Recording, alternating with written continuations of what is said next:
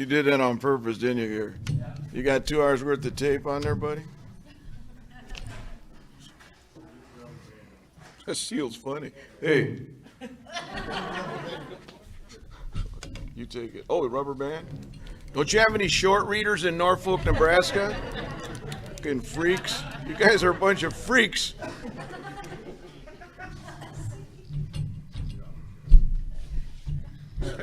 Much better, baby. Testing. Hey, my name's Jimmy Z, and I'm an alcoholic. Thanks for using up all my time, Gary. Jesus Christ.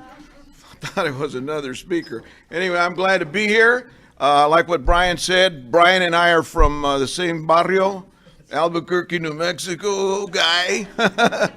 Vato, you got 2 hours of tape. What else? Oh, and I can identify with what you said this afternoon.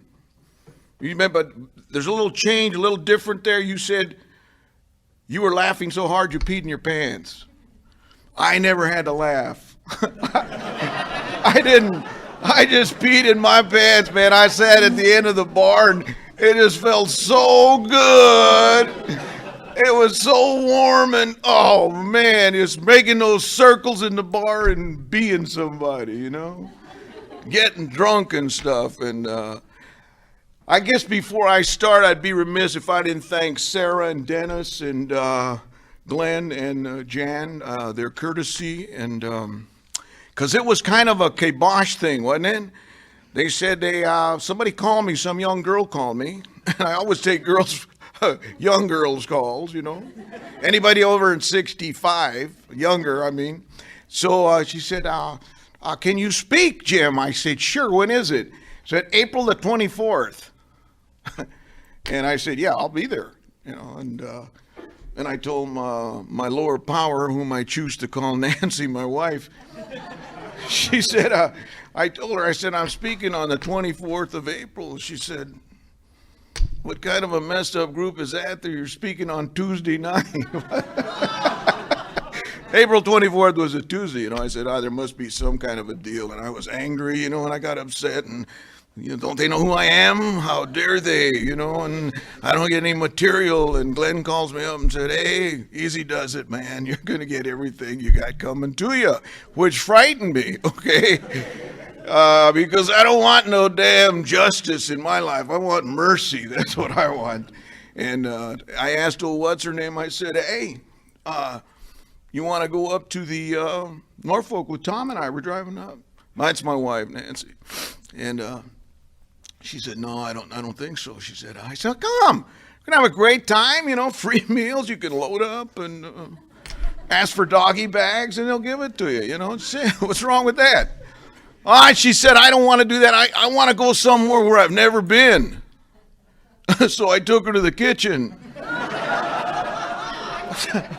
Right away, that starts a communication problem, right? Because that's a mean old lady I'm married to, man. She doesn't need a sponsor, and she don't make amends, and she eats the young and takes no prisoners, man. She's tough. And I know she's tough as I've known her for a long time, and I remember when she was 40, when she turned 40, you know, it's a big deal, and the big 4-0 and everything, and I told her, I said, hey, you know what? When you reach your 40th birthday, I'm trading you in for 220s. She said, you're not wired for 220, buddy. I know you. So, you know, she's tough, and she really doesn't know me because she was, by the time we got married and everything, I'd been sober, I don't know, 3.5 years. So I was just starting to go on my dry drunk phase, you know what I mean? I've been sober for, you know, since 71, and I got married to her in 75, and so I was just beginning to, climb off that honeymoon that we all get on when we're AA and we're gung-ho and we want to be the GSR and we want to do all that thing, and I go to 65 meetings a day and I clean ashtrays and, well, you know, the whole deal. But see, the thing that I found out in Alcoholics Anonymous, and Brian was very eloquent in telling you about steps 10, 11, and 12. And I'm here to bring you the other part, the maintenance part. step 13, 14, and 15, okay? No, it's not that 13th step, Brian, okay? You're a little too enthusiastic about that 13th step. So anyway, you people that have athlete's foot and dandruff and halitosis and BO, you're still going to have it when I get through talking, okay? I'm not going to cure anyone. I'm not going to heal anybody, although it's been said that I have done some healings in the past, okay? And it's one of those God things, I guess, and I choose to believe that. It's just something about me that, I don't know, I'm not much, but I'm all I think about all day long, That fits right into my program, baby. Yeah, it's all about me. And, just a few chuckles, because I think laughter for me always has been and always will be the first step in hope. Okay, without hope, we don't have too much. You can pound the big book at people and, you can get in there and that's what happened to me. They pounded the big book. I got with some God shouters and some book thumpers, and everything was in the book and, crazy. What time is it? It's in the book. What's the weather in Norfolk? It's in the book. Man, and they'd pound on you and they'd put you in that middle booth at the IHOP, and pound you with, easy does it, let go and let God think. Finally, okay, I'll stay sober, just shut up. And, you become what you're around, okay? That's what you do. If you're around God shouters and book thumpers, that's what you're going to become. And that's what happened to Brian. That's what happened to most people. No, I admire his story, okay? I just think that, you can't, here's the bottom line is, you can't hang around with people that use and not use. Okay? You just can't do it. And you can't run around with people that work the program and pray and meditate every day and carry the message and go on the internet and be with those kind of guys and not do the same thing. It just doesn't happen, okay? It happens like this, just exactly what they're doing. That's the way it happens. And some people choose to do that and some people choose not to. Because here's the deal. When you're working with God shouters and book thumpers like Brian, you got to do the same thing. Because if you're not, and if you're not taking inventory and doing the prayer and meditation and all those, if you're not doing that, eventually you're going to drink whiskey. Or you're going to go do that meth thing, okay? What is that deal, right? What's that meth deal? How do you take antifreeze and hydronious oxide and starter fluid and antifreeze and put a couple of sweet and lows in it and then shoot it in your butt or something? You know what? Fuck. What kind of logic is that, right? There's no logic involved. There's no logic. You know what causes that? You know why somebody would do that? Because they got so much emotional pain in their heart. That pain will kick your butt, man. Without Alcoholics Anonymous, you got to use. I hear people say, well, I don't understand why I went back to drinking. I said, it's the pain, man. If you're not working steps, it's that pain, that internal pain that just eats your lunch. And I can identify with the people that talk. I can identify with Sue. I can identify with that loneliness. Nobody feels loneliness like the alcoholic. It's incredible, And here's what you got to determine for yourself. You got to determine sooner or later, you're going to be around somewhere where you either get hope or you don't get hope. Sooner or later. And you got to keep going to those rotten meetings, And you got to hear about relationships. God damn, I go to meetings in Omaha and every other one's about relationships. And I'm thinking of myself, I've been around a couple of days and I'm thinking, like tonight, just look around you, okay? Not now, but when they're not looking next to you. Just look around and ask yourself, do I want this person counseling me on relationships? Somebody that knows nothing about relationships? Somebody that just knows about taking prisoners and hostages? But they discuss all the time. And I guess it works for a lot of people, Me, I got to be with those God shouters and those book thumpers. And there's meetings for everybody, right? And all you got to have to start a new meeting is a coffee pot and a resentment. Yeah, and start your own meeting. So I don't like your meeting, Jimmy. See, I said, great. Start your own meeting. That's all you have to do. You can always start it. Plenty of church basements, just do it in the back of a station wagon like we did. The old days. We'd walk 60 miles to a meeting in the snow. Marquette, Michigan. Snow was this high. Crazy, isn't it? You gotta laugh though. Okay, you just have to laugh eventually. I can tell the people that aren't gonna make it. All of you. I judge everybody. People that aren't gonna make it don't laugh very much. They're sad and they stay sad, and like I said before, laughter is the first step in hope. And you got to keep it light, And a lot of people are uptight nowadays. It's an uptight world. It's, face it. Everybody's uptight. There's a lot of stress. Bipolar, Jim, you don't understand. I'm bipolar. I said, no, you're worse than that. You're bipolar. You're a wacko, baby. Shit, we all are. You don't understand. I'm a wacko. Well, so am I. I'm schizophrenic. So am I. So I'm a cross-dresser. Let me get back to you on that one. Okay, buddy.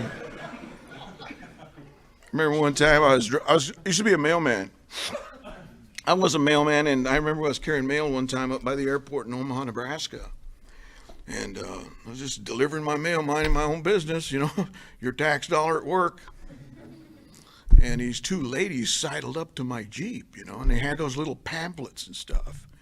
And one was an older lady, real sour looking, real like this kind of a deal. And the other one was a fox. She was hot, man. And I thought, wow, what a combination. I guess this is a before and after kind of deal. And they sidled up to me and they gave me two of these pamphlets, and me being an alcoholic, inveterate liar, been practicing for a long time. I said, no, I can't take anything without a stamp, ma'am. So anyway, she said, her name was Bertha, the old one, and the young one's name was Bambi. Oh, right away, She said, well, tell him your story, Bambi. Well, let me tell it. Before Bambi came in with this group 4 years ago, you tell him, Bambi. And Bambi said, before I came in with this group 4 years ago, I was drinking and drugging and sleeping with every man in town. And Gertrude said, what do you think about that, mailman? And I said, man, I'd love to have met her 4 years ago.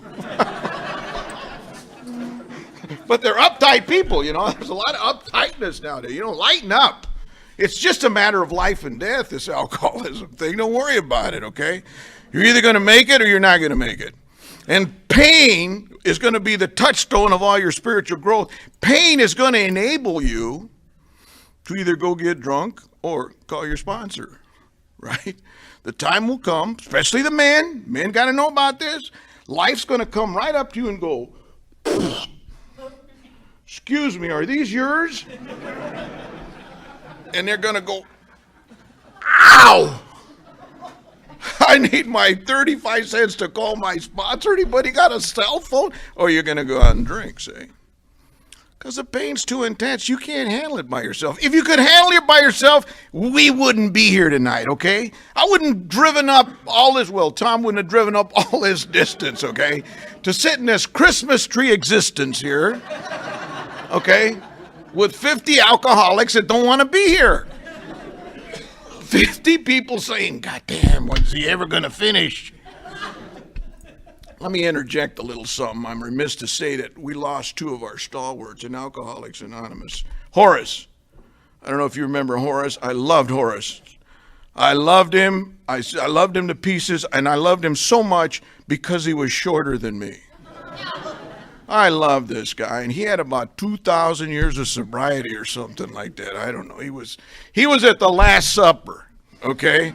When Da Vinci painted that thing, he was there, but he was passed out under the table, man.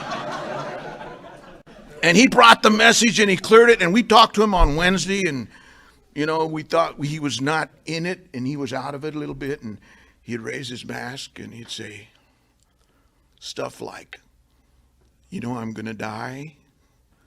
All I have to do is pull the dialysis and I'm gone. He said, and I understand that. And I said, well, do you want a meeting, And you didn't have to bring Horace a meeting. He just had, like you, he had 30 or 40 people and 50, 100 people. Everybody knew Horace. And he was happy, joyous, and free.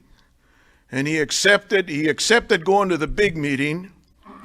And he accepted it like a stalwart, like a person in Alcoholics Anonymous that works the program of Alcoholics Anonymous. And it was an inspiration to me, the way Horace went, and the way Bob Wiest, I can say his last name now, because he went to the big meeting. He was a faithful member of Alcoholics Anonymous, and he was a faithful member of our group for about 16 years. And Bob Wiest was a man's man.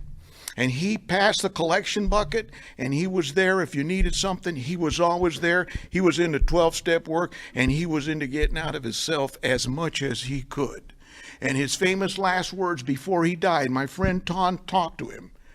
And he was sitting there, and we'd taken him a couple of meetings, and we were going to cheer him up, and we got cheered up just listening to him, because he said, "Oh, shit, I'm ready to go." I said, man, don't back off that one. Don't be so enthusiastic about that. But we try, and anyway, we tried to tone it down, and he was wonderful. And in fact, his last words to Tom was, "Hey, Tom, I got to go." Tom was talking to him and, telling him, we're going to be with you and all that kind of stuff. And he said, "Hey, I can't talk anymore, Tom. I got to go take a big crap." That's the truth, man. Oh, they're true stories. I mean, they're kind of gross, but that's what we are, right? Gross. What do they call that? They don't call it gross. They call it nasty, I think. Anyway, that's the whole deal. Anyway, you just lighten up a little bit, and hopefully somebody will just participate in your own recovery, because it's tough, and I can identify with these. I wasn't, I was not beaten physically a lot when I was young, but I was browbeat a lot, and I could identify with Sue. Sue's a good-looking lady, and I could identify with her. That's kind of scary, isn't it? Get in touch with my feminine side or some damn thing, but I could identify with that verbal abuse, because that's what I was raised with. And people tell you you're no good.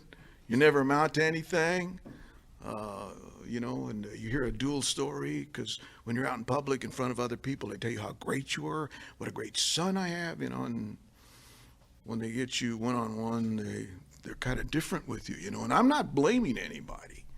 And I have no resentment for it. That's just my story, and if my parent if she passed that on to me, obviously somebody passed it on to her. And I passed it on to my children because I was not a very good parent.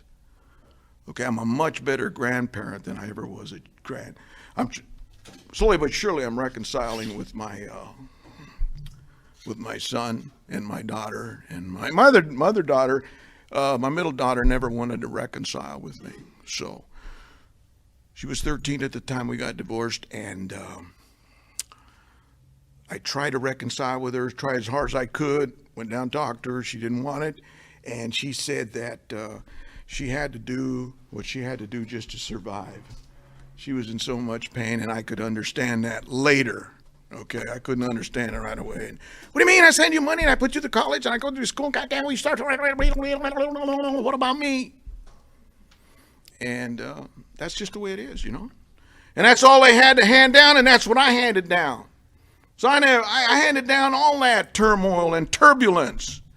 It was awful, and that's the way I felt down deep inside where I lived. I had that deep emotional pain as a child. As far back as I can remember, I felt that emotional pain.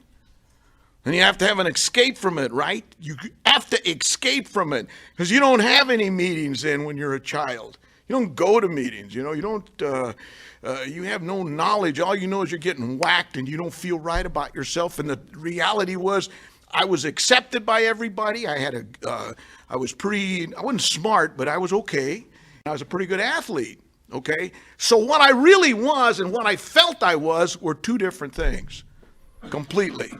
And I had to try and escape that pain, and when he mentioned Albuquerque, I remember when Albuquerque, there was a Alvarado Gardens thing there. I don't know if it's still there, but it was a creek that ran alongside it was a ditch that ran alongside the Rio Grande River, and on that riverbank, that marijuana grew wild. Yeah, that grew wild, and we see the older guys smoking it, and they were giggling and doing that thing and eating those Hershey bars and giggling some more and stuff. But we were younger. We were about 8 or 9, 10, something like that. And so we decided to do the same thing, man. We pulled us a bunch of those clumps out of there, got us a big newspaper and rolled it up in one of those newspapers, got us one of those big old jumbo, they call them. Said, "Oh, Dad, you were doing that jumbo stuff." I said, "Yeah, man, a big newspaper." We could never light the damn thing, though, I mean, we used up those diamond matches and you try it. Until I came into Alcoholics Anonymous, I found out you had to dry the stuff. Yeah, some young kid told me, "Hey, dude, you got to dry that shit." So everything I've learned in AA about drugs and alcohol, I've learned everything about drugs and alcohol in Alcoholics Anonymous. Isn't that ironic? And that's what happened to me. And I tried those escapes, and I became incorrigible, they called it. They said, "You're an incorrigible child." And I was a kind of kid that my mother didn't want me to play with, one of those kind of guys. And I was sneaky, and I was cunning and baffling and not very powerful, but an extremely powerful liar. Yeah, and I was a great car thief, man. I could open up those cars in 16 seconds. Couldn't drive them because I was too short to see over the steering wheel. And I remember Norm Alpe once. I heard him talk one time, and he said, if I couldn't get into a car, if I couldn't break into a car, he said, I'd lay down beside it and claim it. And I can always identify with that story, and that's what I did. I got into a lot of trouble. Yeah, and I was never going to amount to anything. And "You're just awful, son. I don't know what I'm going to do with you." And I continued, and had the opportunity to meet up with some people that accepted me, some people that had a little bit of money, and they were in better financial shape, economic shape, and social shape than my family was, and they accepted me. And I had a lot of good friends in junior high school.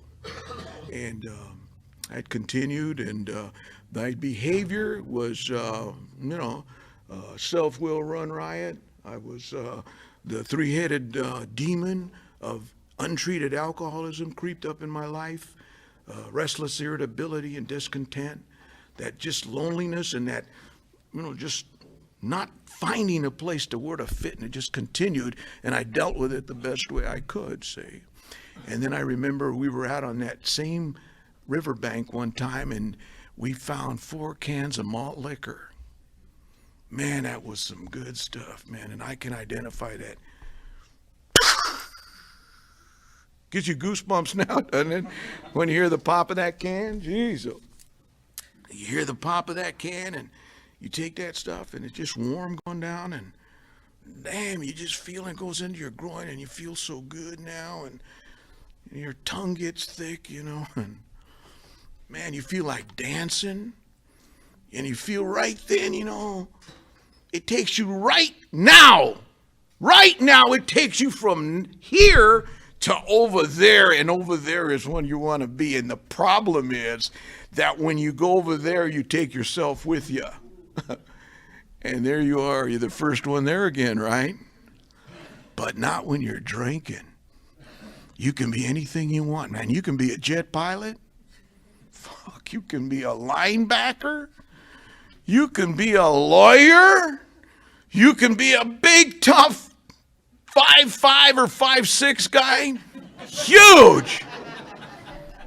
You can be whatever you want because your mind just It gives you the opportunity to escape reality without leaving the premises. That was so good, man. And I loved it. And from that day on, I did everything I could to do that same thing. Drank as much as I could, as fast as I could, every opportunity I could. And when this guy said 10 high whiskey that he drank, there was only one thing worse than 10 high whiskey. Okay, and that was Roma Rocket. Ooh, that wine was some good stuff, man. And I drank it, and it cost me 79 cents a half gallon. Yeah, and it was nasty, and it had all kinds of sediment at the bottom, and dyed worms had been in there, and bird droppings and all that, twigs and stuff, and it was great because it would get it done, man.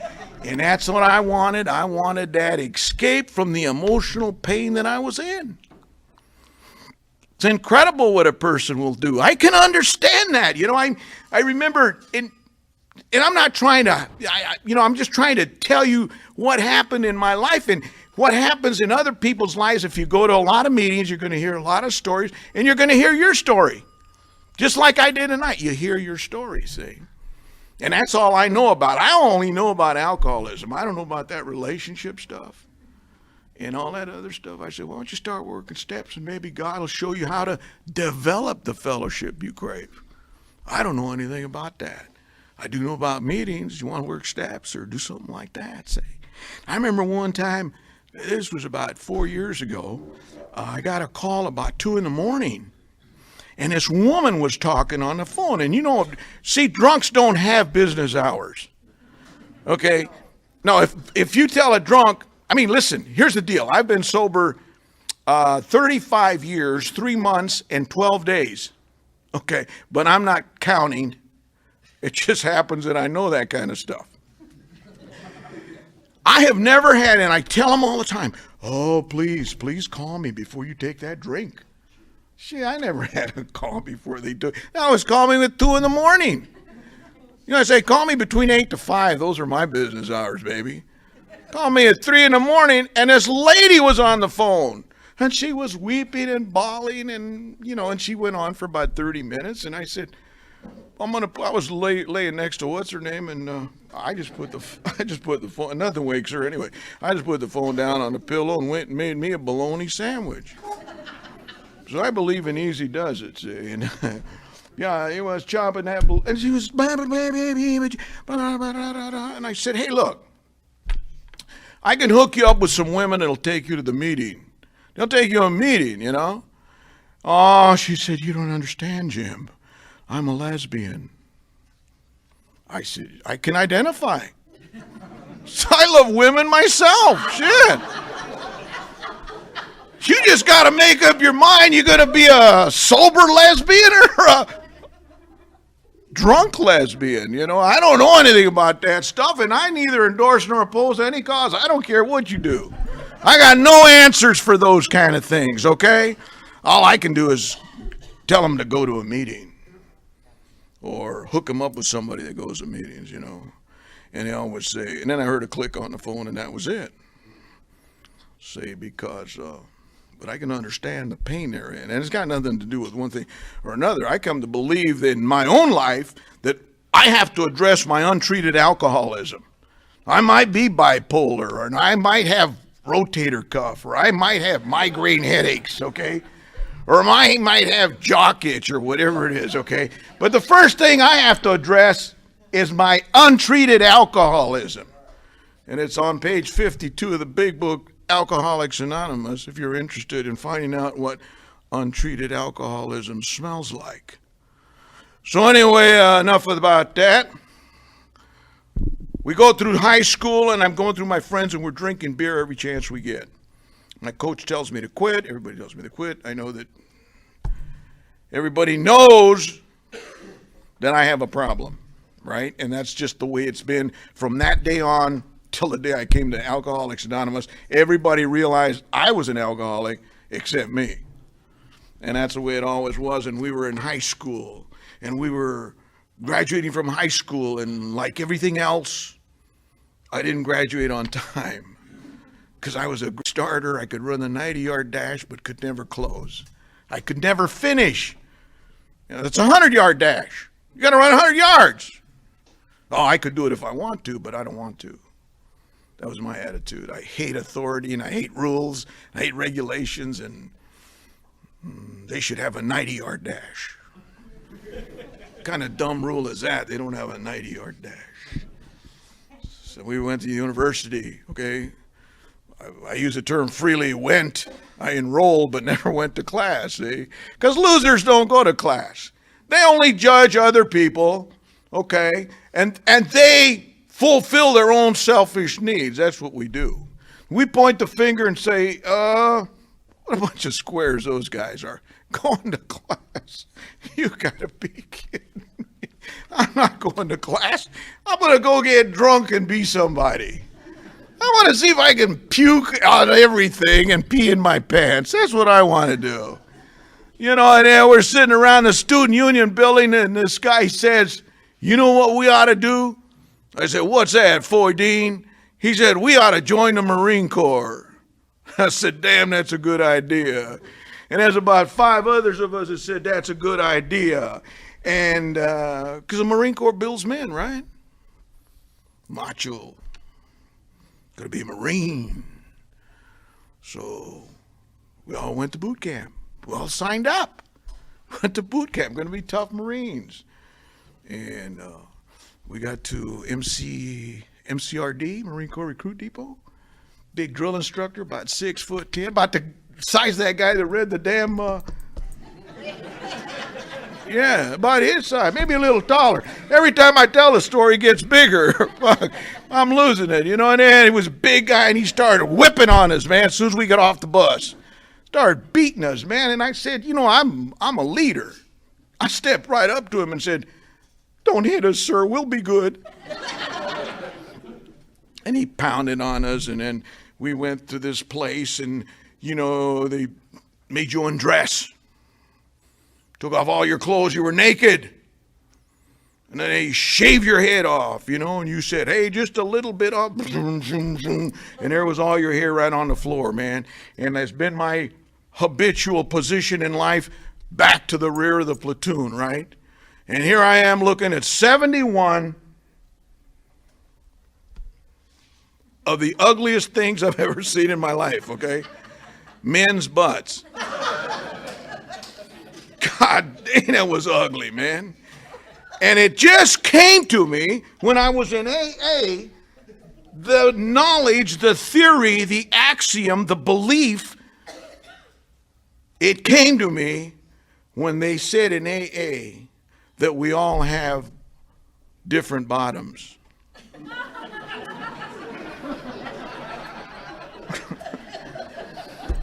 I said, damn. I thought Bill Wilson said that. I didn't know the Marine Corps said that. That was great, man. Ugliest thing I ever saw in my life. Anyway, so there we are, and we're in barracks, and everybody's crying. That's a tough place to be, baby. You know, about 30 seconds after I got there, I said, you know what? This is a bad career move. Nobody wants to be here, and I was crying and stuff. And, we went through all that stuff, and anyway, and then just that was awful. It was awful. The only thing that was good about it was it finished. It was completed. It is finished. And I went to a different base, and I went to all the other preliminary camps that they have, and I was feeling vulnerable and lonely, as only alcoholics can feel, you know, and drinking that Lucky Locker beer, man. I don't know if they have that anymore, but that was a big seller in California, and we used to get it for $0.10 a can. And we used to sit on those cases of Lucky Lager and just drink it. Just be somebody, you know, and listen to the radio from KGIN in Avalon. Start crying. I want to go home. I want to go home.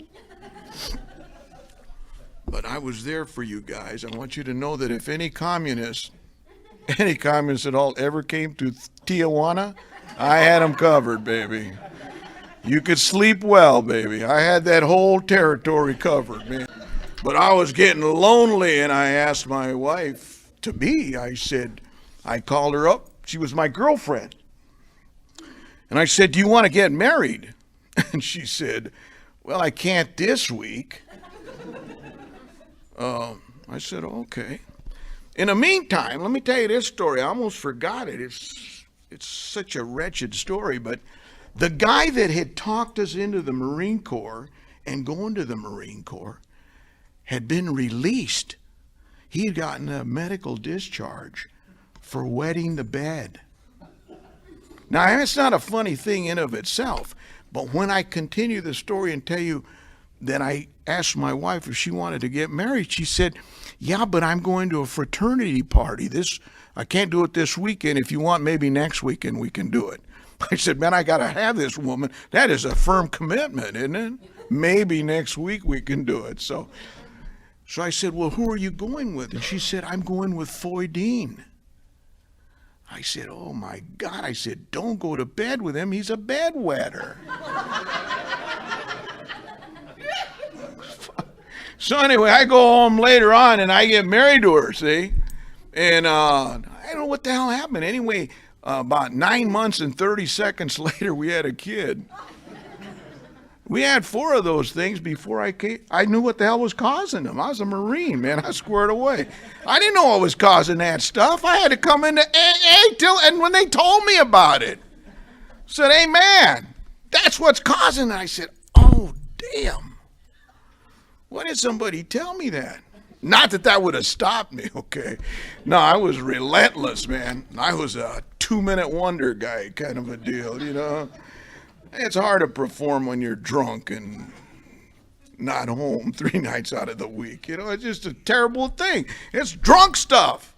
It's just like when you go back to bar now, if you ever drank whiskey in a bar or drank wine or anything in a bar, if you went back there today, I don't care how long you've been sober, the people are still talking bar talk.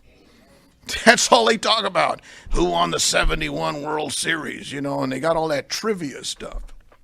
And they're fighting for positions on the pool table, and they're killing each other for it. But that's the thing that stays with you till you come into Alcoholics Anonymous, and slowly but surely you get rid of it. And we had those 4 kids, and we had diapers, man. We didn't have Pampers. We had 4 kids. We had about 65 dozen diapers. Jesus, the whole house was like a diaper fortress. Everywhere you turn, there was diapers under the bed, in the closets, in the kitchen, everywhere. And you had to wash those bad boys. There was no throwing them away in the in the garbage can, you know, and putting up for the poor garbage, man. No, you had to shake those bad boys, man. Tipped them in water, go, and those kids, you know what? It was awful, man. It was, to a high roller like me, right? To an egomaniac with an inferiority complex, shaking out diaper crap is not for you. And we had 4 kids, so we had to do them every other day. You know, there we were in the diaper, using 15 cents in those big machines. We had the industrial size, man, where they wash mattresses and stuff. Oh, it was awful, man. And I continued to drink because I love to drink, man. I love to escape. It was beautiful. It was God, I love to escape.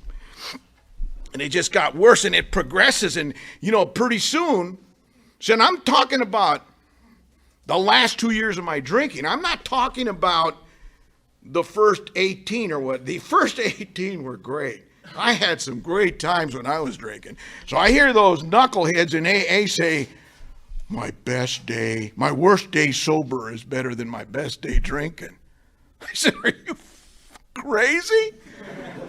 You gotta be. The worst pain I've ever had is in Alcoholics Anonymous sober. When you can't run away from shit, you gotta face it, you know.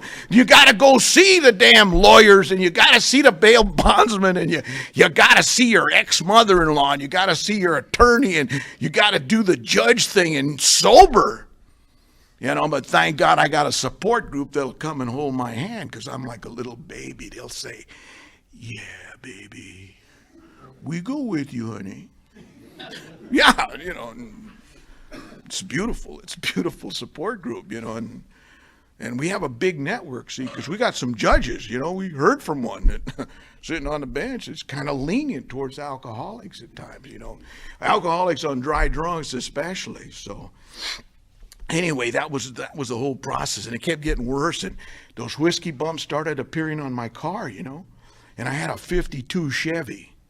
One of those torpedo types. You guys don't remember because you're too young, but they were torpedo types, and you'd get in, and it had a hatchback, and you'd get in the back seat, you put this chair back like this, and that's what me and my kids grew up with, and the only character defect that car had was when I made left-hand turns, the right-handed passenger door opened, and one of my kids would roll out when I was drinking beer and throwing them in the back seat, and I lost. Thankfully, they were real soft and they bounced, so it was cool. But I remember one time I was just drunk as I wanted to be. One of those deals, but I needed a nightcap. 40 years ago, I was in Albuquerque, New Mexico, and I was driving down the street and I had to throw up. And I went, bleh, and a window was rolled up. Shit, and I bumped my head, I said, damn, this is a bad way to go through life with a big knot on your head. So anyway, I said, man, I need a drink. I throw up all my stuff. I got to have me a drink. I deserve a drink. And I went into this bar, and it was real dim, and you could see those little Christmas lights in there. And you could hear the tinkle of the glasses, ding, the ice. And you could hear some shit kicker on the jukebox. There stands the glass. And you're making circles on your napkin, with the bar, and you're looking in the mirror, and you devil, you are a good-looking guy, man. You are a killer. Damn, man, and I had my beer goggles on. And I look across this crowded room, and I see this. I guess it was a woman, I don't know. To this day, I swear it was a woman. She had her beer goggles on too, man, because we made eye contact and we fell in love. And I went over there and I laid one right on her, man, and she kissed me right back. And I knew it was love because somebody had just eaten a half dozen boiled eggs, some nachos, some pickled pig's feet, and some potato chips. And she kissed me right back. I said, man, this woman's in love with me. It was love at first sight, man. We both had our beer goggles on, and I said, darling, would you like a ride home? And she said, yes. And so anyway, we got in my car, and I closed the door, and I'm going down. Man, I'm drunk. I'm really drunk this time, man. I'm, got my head on the steering wheel. One of those deals. I think I'm a submarine captain or something. Looking. And I made a right-hand turn, and I found myself on the playground. The playground, you know what I'm saying? What is that? I said, well, shit, it's some swings. Turn quick, and I turned real quick, and it was right into the teeter-totter. And I made a quick stop there and circled around and went to the jungle gym, and I was negotiating as best I could, and like a Jimmy Johnson or one of those guys. And then I turned, left turn. I jumped over the curb and got on the street, and goddamn, it was like a spiritual experience, I'm on the street. Hey, we made it. The door was swinging open like this, man. I said, hey, I didn't know her name. I said, where are you? Yoo-hoo! And the lights going on all over the park, And what's that crazy guy doing, And I couldn't find her. Man, I looked all over, and I was looking under the swings, and I couldn't find her. So then, I'm panicked, okay? So the next day, I'm looking in the obituary column, see if they had found a woman, against the swings or something, laying on a teeter-totter or something. I checked it, and I checked the radio stations and the newspaper for months after that, really. I never did find her. So if you're here tonight, I'm sorry. I talked one time and some little old lady about this stuff. It was a young girl. She said, I think that was me. I said, no, darling, might have been your grandmother, but it wasn't you. Man, you're too young. Anyway, that's the way it was, and it just gets worse. You know, and one time I came home and I was in a rage, and she was in a rager. And I said, yeah. And I laid on the couch and peed on the couch, and it was a brand new couch, and it had all the frappe and the trays. I could still hear those words, and she said, I loved you, and I thought you'd hung the moon, and you're nothing but a drunk, and I hate you, and I'm going to file a restraining order against you, and I'm going to divorce you, and get out! You know, I'm a drunk. So I struck while the iron was hot and said, I guess that means making love is out of the question tonight, huh? Get out! And she threw something at me, and went through that whole deal, and we went through lawyers, and yeah, it's just a mess. Everybody loses in a divorce, okay? Don't ever kid yourself. Everybody loses. And then I went back home. I had to get my stuff, and I was hungover. The night before, I had been in Littleton, Colorado, and I was in the back seat of my '52 Chevy with my sister-in-law, trying to convince her that I would respect her in the morning. And I heard this knock on the window, and it was a cop. And I said, hey, man, we're just waiting out the storm, because it was a big snowstorm. We'd just been to a Jerry Lee Lewis concert, big snowstorm that night. And I said, I'm just waiting out the storm, officer. He said, yeah, but you're on the sidewalk, buddy. I know my rights. I deserve one. You're just a drunk, man. You don't deserve anything. We're going down. I'm going to book you. You can make bail. You're just a drunk. Well, you know how, and I get more irate, right? I'm looking up at this big guy. Slobbering on his belt buckle.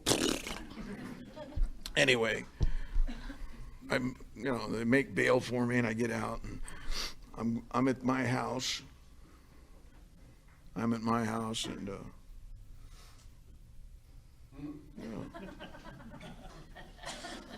so yeah.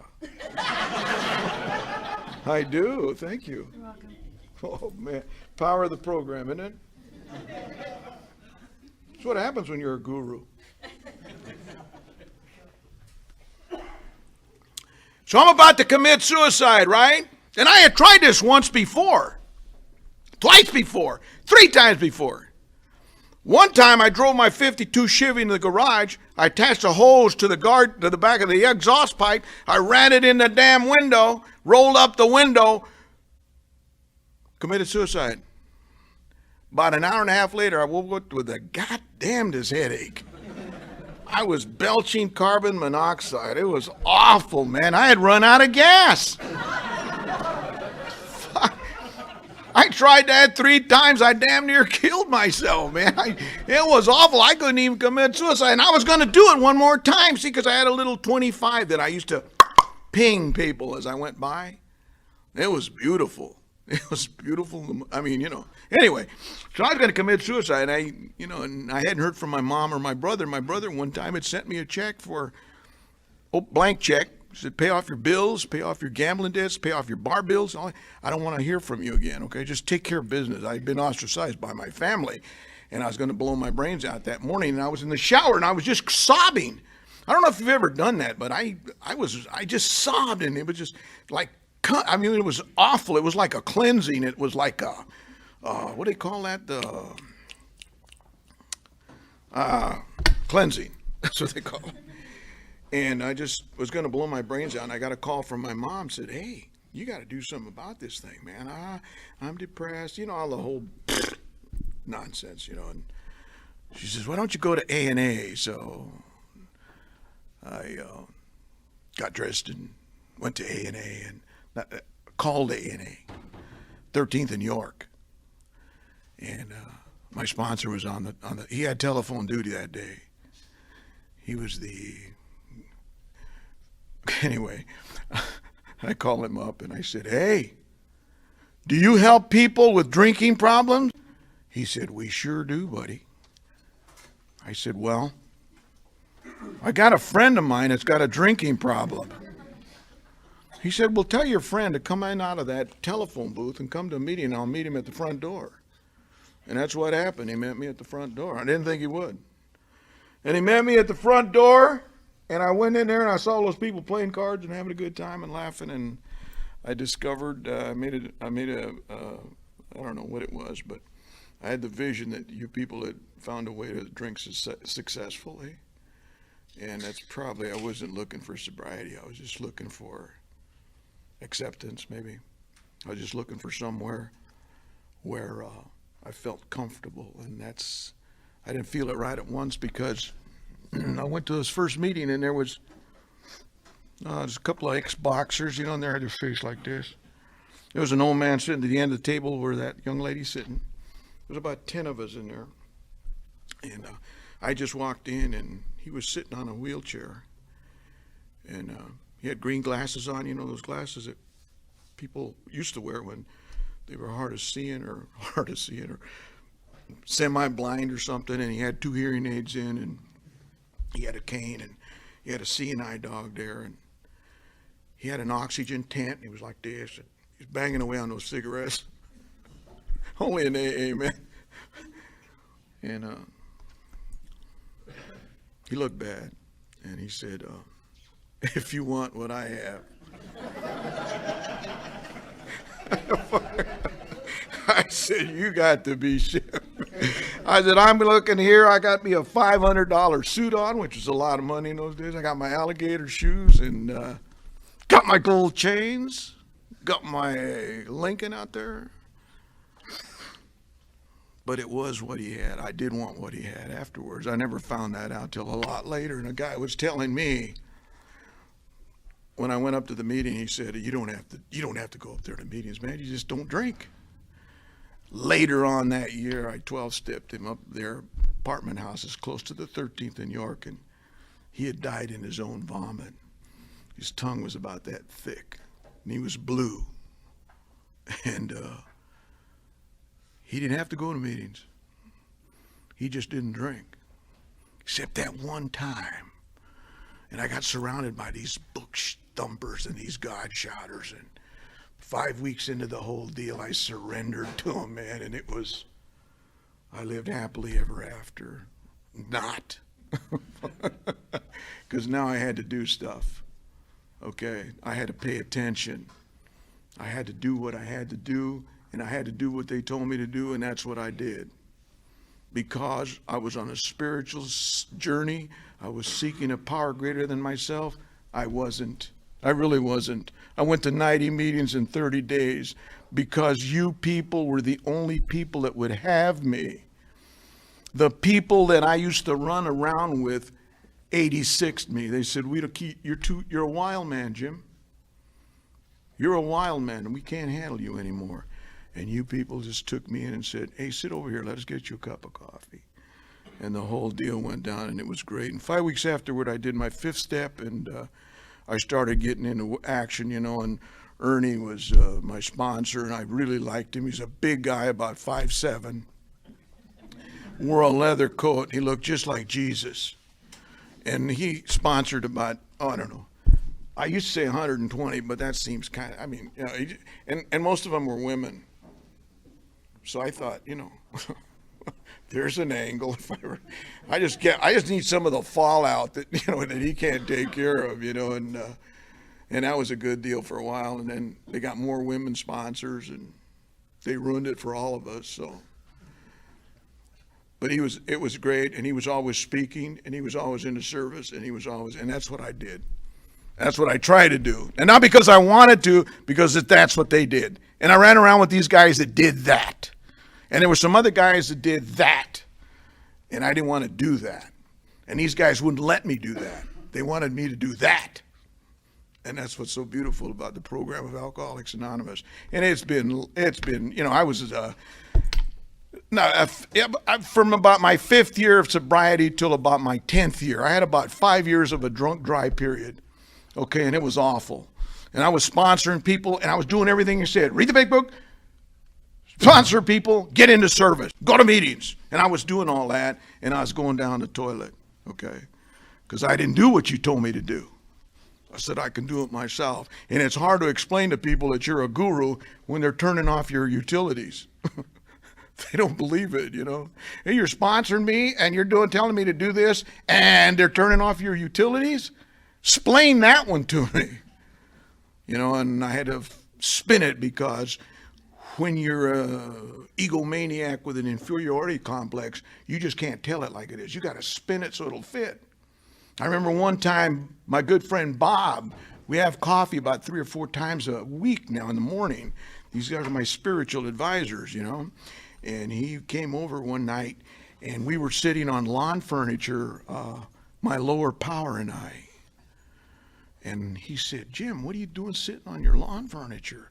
I said, the Nebraska Furniture Mart sent me over a sofa, and it had a rip on it, and I told them to take out everything. Take back everything. He said, God, in the middle of the night?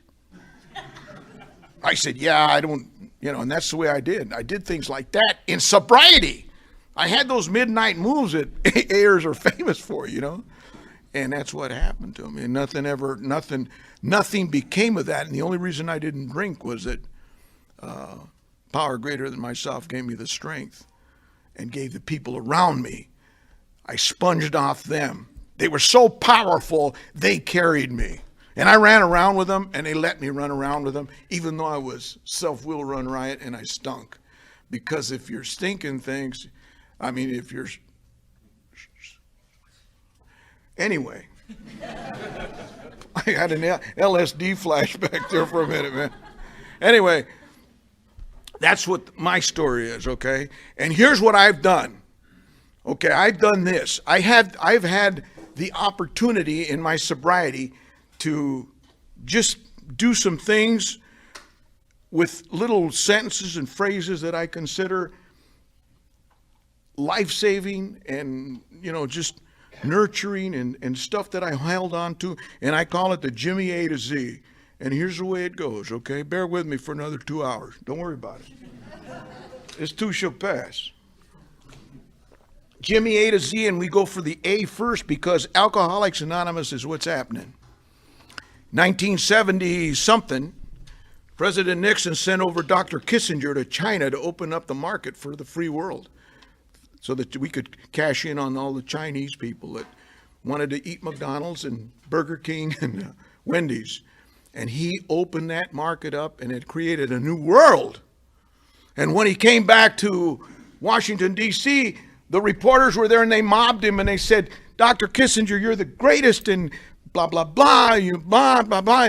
And they said, isn't that the greatest thing that's happened in the 20th century? He said, no, the greatest thing that's happened in the 20th century is the Fellowship of Alcoholics Anonymous. And we're part of that deal. We are part of that deal, man. All of those wacko losers.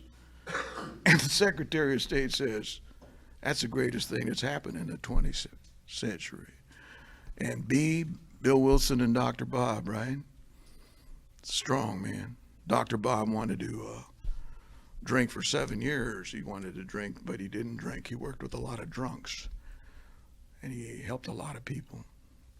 And Bill Wilson, we all know about Bill Wilson, suffered depression, but he hung in there and gave us the Fellowship of Alcoholics Anonymous. And see, you got to change your behavior, okay?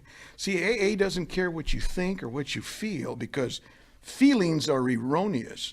They're fantasy. It's only stuff that we grew up with, that we had all our life. Feelings have no substance. It's just something that you were tuned into and something that was handed down to you.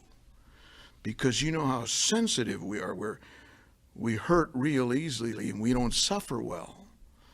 See, and you might pass by somebody in the hall and you say, that dirty, he didn't even talk to me. You know, it's a feeling. The reality is he's focused on something else. He doesn't, you know, it's not a big deal with him.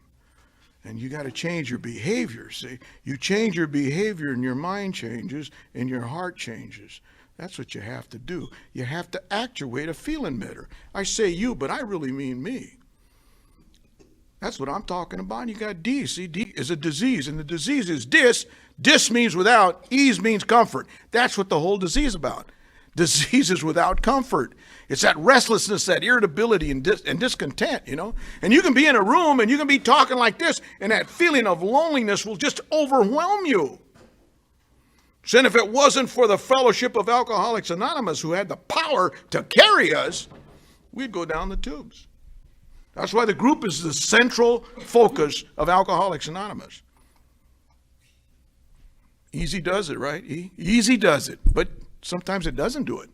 Sometimes you got to get into action. Sometimes easy does not do it.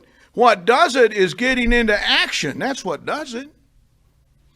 F, find God or die. That's the concept in Alcoholics Anonymous. That's the concept on Wednesday night. There is no other solution. Don't even try it. Now they're coming out with a new pill. Did you hear what the doctor said about it? Did you hear what the panel said about it? They said this pill is so great if you work it with the 12-step program. I said, yeah, I don't even have to pay $60 for that thing. I just go to a meeting. That's what I do. Find God or die. God as you understand him, G, right? Build him the way you want to build him. You don't have to use me. I'm just an example, okay? You build him the way you want to. And if you don't have any concept of God, if you say, I don't understand God, well, you're stupid. Nobody understands God. To understand God is to be God, right? Right, say right. God as you understand him. Here's what you got to do. If you don't have a God in your life, just do this. Step 13, mind your own business. Okay? Tough for us to do because we're manipulators and micromanagers. Step 14, shut up. Nobody cares. And step 15 is do what you say you're going to do. Quit sabotaging yourself and breaking promises to yourself. H, how's that working for you? Hey, Jimmy, I told my boss off. How's that working for you? He fired your ass. That's the bottom line. How's it working for you? If you're in misery tonight, change it. If your life sucks, change it. You have the opportunity tonight to change your life. Alcoholics Anonymous gives you the opportunity. You ever wish for, God, I wish I could change my life. I wish I could start over. You can. That's the nice thing about it. I is an inside job. You got to change internally. And you change your behavior till your insides change. That's the way it works. And J is just for today, babe. I remember I used to ask Ernie, do I have to make amends for the rest of my life? He said, no, just for today. Hate those signs on the damn clubhouses. Hate them. K, came to believe.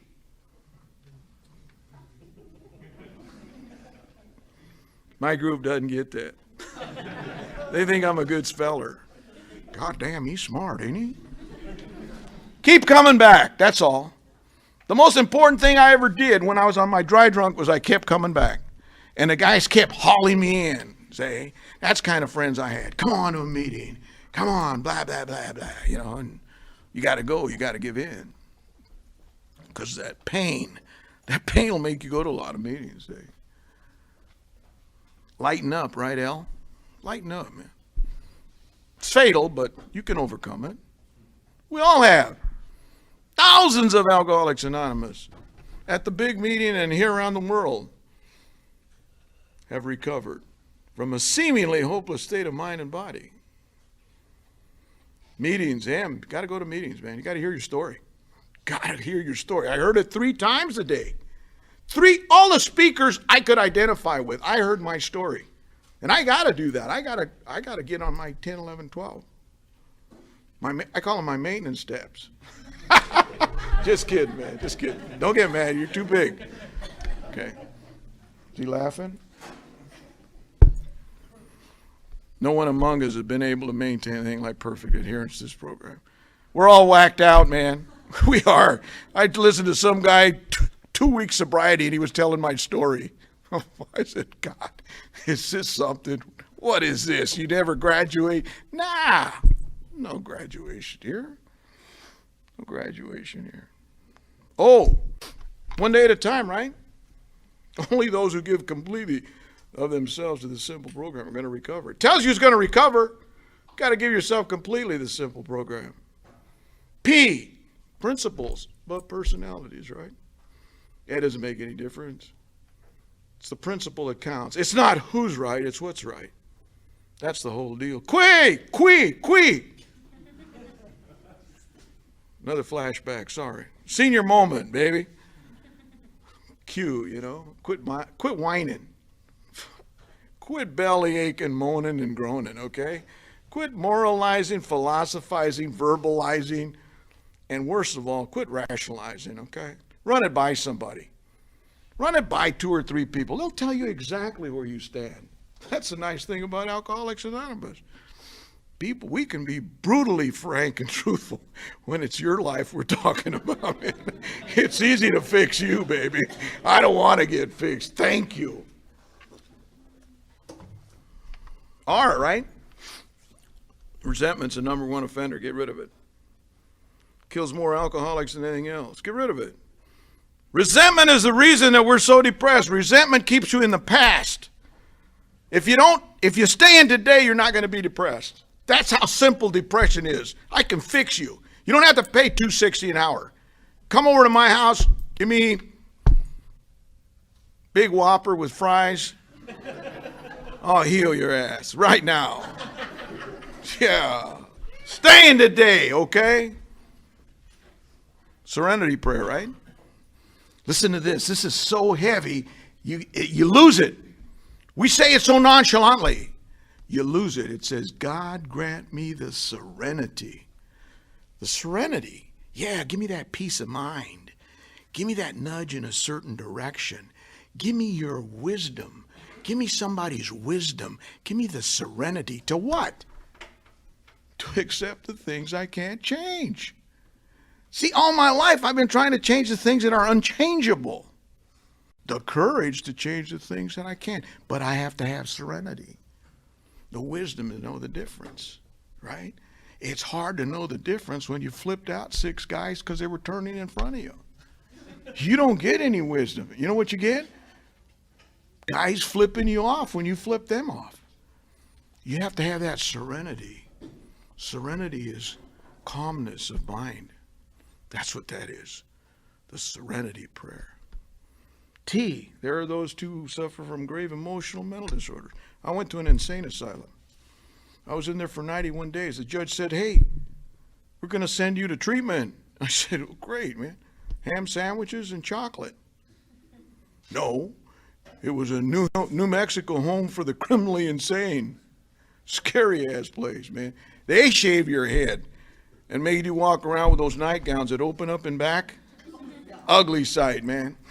And they gave me shock treatments. They put me on a table, stainless steel table, hooked up a Sears battery to me, put some battery cables on me, and lit me up, Jack. Man, my eyes would roll in the back of my head. And if it hadn't been for the Thorazine, I never would have made it.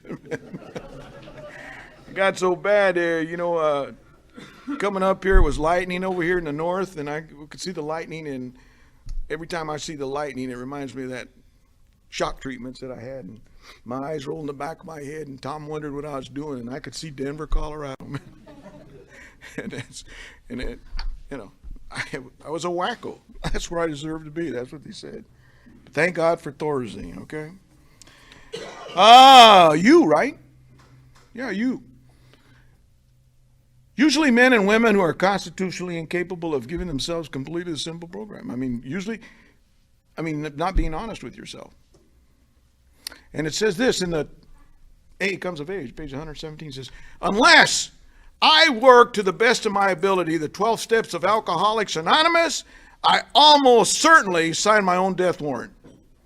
Not the penalty that's put on me by anybody in AA, not any other thing other than a direct violation of spiritual principles. That's heavy, man. So anytime you're feeling depressed, Think about maybe you violated some kind of spiritual principle. V is a vision for you. You can get anything you want in Alcoholics Anonymous. You can find a boyfriend, find a girlfriend, you can find a dentist, you can find a lawyer, you can find a sponsor, and you have to have the vision eventually. You have to get the vision of the big picture. What means you can eventually be happy, joyous, and free. His W is, where does it hurt, baby? What can I do to help? We don't fix anybody. We say, how can I help you? What do you want me to do? What do you want me to do? I'll go to any length to help you. I'll go to any length to help you help yourself. Where does it hurt? X marks the spot, right? We're right where we belong, huh? We're right where we belong. Last house on the block, baby. Last chance. Hang on. Why is you can't lose with the stuff we use. It's been proven over and over again. Alcoholics Anonymous can help. When nothing else works, Alcoholics Anonymous can help. Z, Jimmy Z. Oh, that's beautiful sound, isn't it? I want to thank you people for taking me at my very worst and giving me your very best. And forever and ever, I will be grateful for just that. Thank you very much.